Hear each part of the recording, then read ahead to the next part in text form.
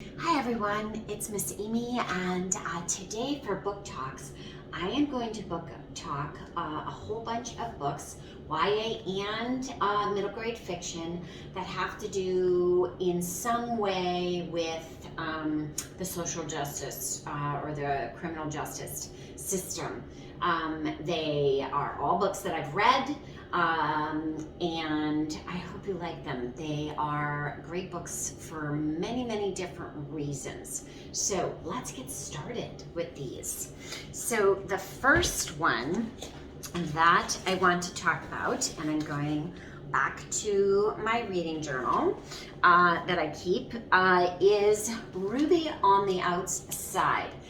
This is by Nora Riley Baskin, and this was sent to me by the publisher when I was serving on the Maine Student Book Award Committee for our state, which recommends books for 4th through 8th grade on a yearly basis. Anyways, so Ruby's mom is in prison, and she thinks she finally got a true best friend. But she thinks that whatever her mom did, and she doesn't know what her mom did, is somehow connected to her friend, and she's crushed and sad and angry and feels betrayed, and she really wants to tell the truth. But what is the truth? And she really never asked or wanted to know before when she visited her mom in prison. But this was hard to put down. I couldn't put it down. And a friend of mine, one of my students, several years ago when she was in this, said, and I quote Eliza, "It's intense but not scary." So, student recommendation. Thanks, Eliza. From quite a few years ago. Good story though. I loved it. This one, House Arrest by K.A. Holt. So this one, I realized that we actually don't have this in the library anymore. We used to. But anyways, so this book is told in poetic verse. It is YA. It is about Timothy's little brother breathes through a tracheotomy. And his family really needs help. They're struggling to pay medical bills and whatever, and a split-second decision ends up with him on house arrest because of a decision that he made to help his family, but it was still a wrong decision. And instead of going to juvie, or juvenile detention, he has to meet with a probation officer. He is on house arrest for 1 year, and he has to keep a journal that he talks over a counselor with. It is real, raw, powerful, and I could not put this book down. Loved it. The next one, this is a YA book, and this is by Gary D. Schmidt. And this story is about Jack, who meets Joseph, who's been in a maximum security juvenile detention center as an 8th grade foster kid. They invite into their family. There's so much more to their story. Don't assume what we don't know.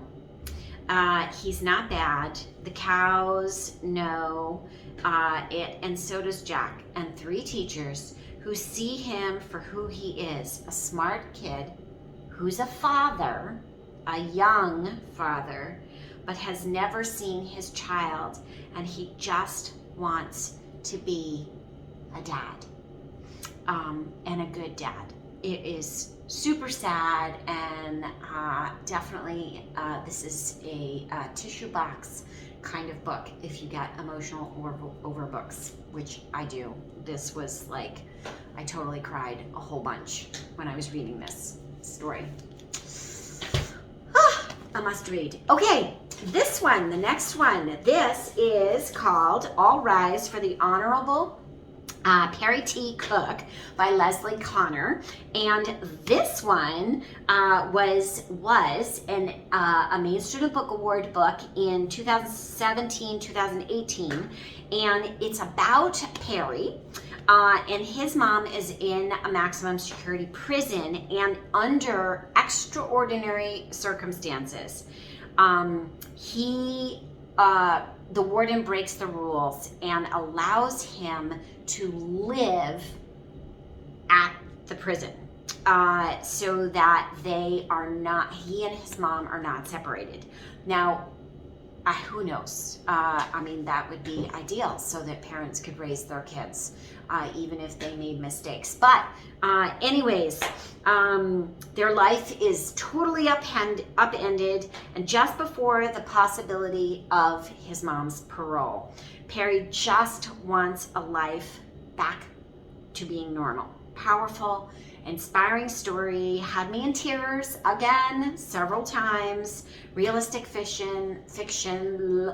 I really enjoyed this story, and I really liked Perry's character, and the warden's pretty cool too. So another good one. This one, a long way down. So this is by author Jason Reynolds, National Book Award finalist. It was a Newbery Honor. It was a Prince Honor book. It was a Coretta Scott King award-winning book. I read this one. There is a graphic novel representation that just came out this year, which I haven't read yet, which I'm excited to read. But this, yesterday, or actually Tuesday, I just watched an interview with Jason Reynolds about this story, and it being kind of his story and his background, in where he grew up, and just people that he knew, and unspoken rules in a particular community, and inner city community. Often there are gangs, not always, but there is in this story. And the young man in this story, he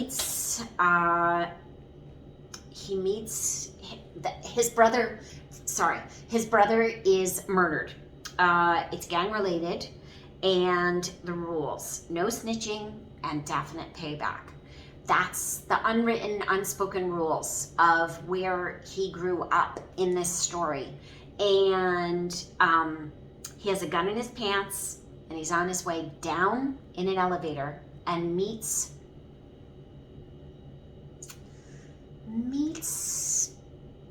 people who have something to say about his choices and what might happen and what needs to happen and what happened because of other events and people who have passed on before him. And you get to the end, and it is totally up to you to figure it out. This is a must read, and I watched several interviews with Jason Reynolds, and a student asked about why it ended the way it did, and that's all I'm going to say. And he said, I will never, ever, ever, ever, ever tell, because it is up to you. It's all about decisions and making choices. Really heavy book. Definitely YA. And the last one is a historical fiction. This is Al Capone Does My Shirts by Jennifer Goldenko.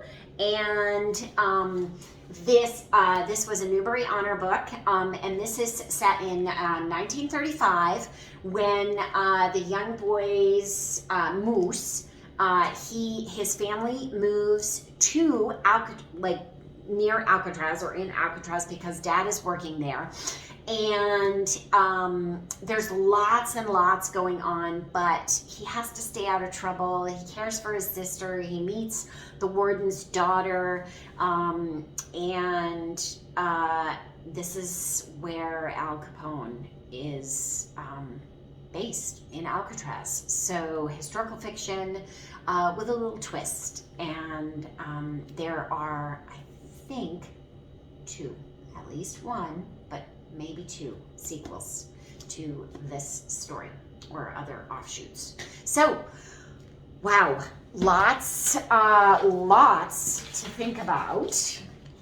So here they are, plus house arrest.